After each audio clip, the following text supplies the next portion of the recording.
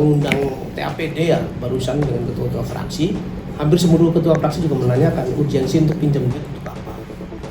Wakil Ketua DPRD Indramayu Sirojudin menyatakan legislatif tidak akan gegabah untuk merealisasikan pengajuan hutang yang dimohon oleh eksekutif. Pihaknya pun mempertanyakan urgensi dari pinjaman dengan nominal yang mencapai 100 miliar rupiah tersebut. Sikap tersebut ditujukan tentu bukan tanpa alasan. Menurut Sirojudin, sejumlah daerah yang pernah melakukan pinjaman biasanya kesulitan untuk membayar hutang. Belum lagi ada bunga yang juga harus dibayar dalam pinjaman tersebut. Ia tidak ingin pinjaman yang dilakukan tersebut justru membuat catatan keuangan Indramayu yang selama ini dinilai baik justru menjadi buruk. Undang TAPD ya barusan dengan ketua-ketua fraksi, hampir seluruh ketua fraksi juga menanyakan urgensi untuk pinjam duit untuk apa. Karena kami juga belum mengundang bupati ya untuk apa, karena yang sudah terjadi di beberapa kabupaten itu akhirnya kolap. Karena yang namanya pinjaman harus mengembalikan, belum ditambah bunga. Mana ada orang minjemin duit nggak pakai bunga. Untuk itu ya saya ngomong tadi juga ke kepala BKAD dan Mbak Penda sama Mbak Beda, ini harus dikaji ulang dan itu harus dapat persetujuan dari DPRD ya. Ini nilainya sangat besar. Ya belum mengajukan ini. Kami juga belum melakukan ini.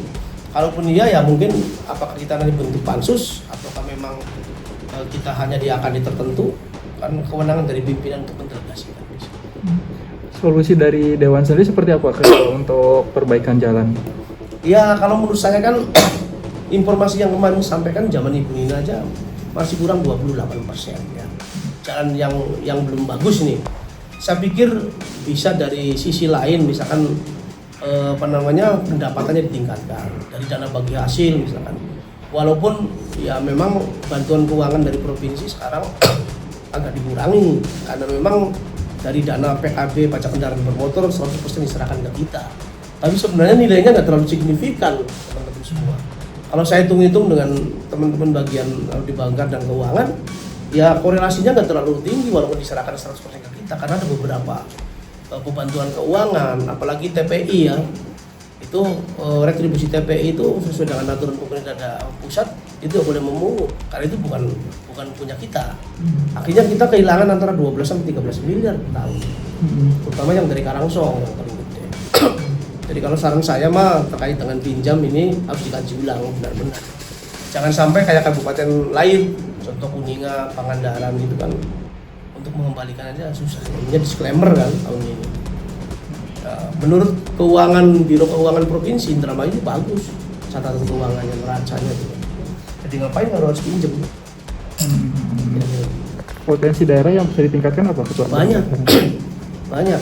Contoh kita baru saja mengetok palu terkait dengan Perda RDTR ya, PDRD pajak daerah dan retribusi daerah.